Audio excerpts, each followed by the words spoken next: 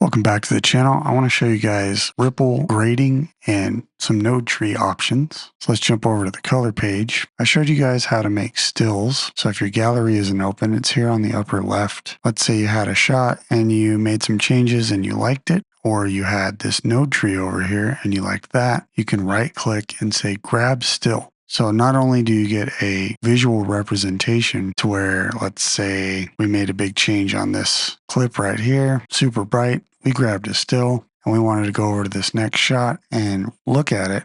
We can wipe and see the difference between the two shots here. That's normally what a still is for, but this still also contains all the node tree information.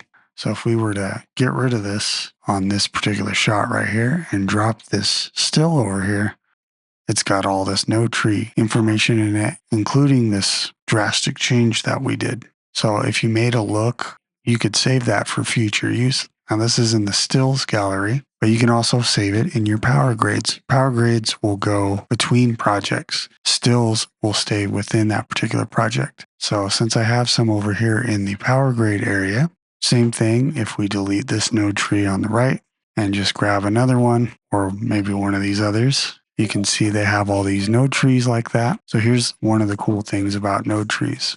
In this node tree number 1 here, which we had originally, I have all these nodes. We have some color space transforms, film look, temp, texture. So you could set this up however you like. We got a few extras in case you wanted to add power windows or something going into a mixer. So you can set up any node tree you like and save that as a still in your power grade. Then you can right click and change the label over here to call it whatever you want. Now, there's a few things you can do here. You can highlight your clips down here in your timeline and right click on your power grade or your still and say apply grade. Now, if we go to every one of these clips, we have the same exact node tree.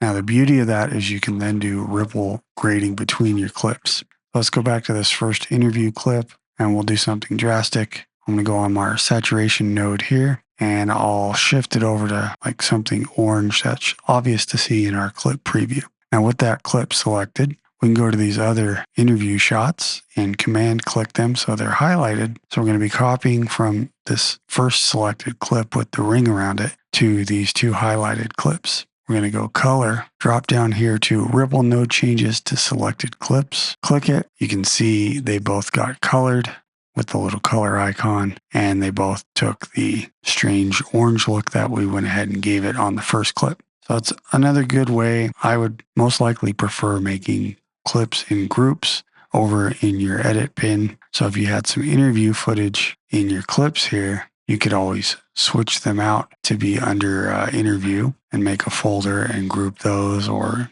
outdoor shots, whatever they might be. And then those will be grouped to where you can make some LUT changes or something. But if you wanted to do this on a shot for shot basis and you have like shots, you can always make a change here. Let's say we're going to go for like a cooler look, something like that. Keep that selected, grab those other clips, ripple that change, and now all of our interview clips match up, and we only had to grade one, and we have this node tree available. And like I said, how I first saved this was just with everything not activated or not having any changes on the individual nodes. So you can see right here, the exposure and contrast nodes don't actually have anything going on. And because we made a change on this saturation node, if we hover over it, it tells us we made a change in the primary balance. So that's how you can carry your node trees in between projects, add them to all the clips in your timeline, and then ripple grade so you can make changes to your like shots, sharing the same node tree further down in your timeline. So very important, they all have to share the same node tree. If you're just down to a single node, something like this, then you're not going to be able to apply that grade because it needs to find this node tree with that particular node in it, and it's smart enough to know. But if you went down to a single node, that's not going to work. All right, thanks for watching, and I'll see you guys on the next one.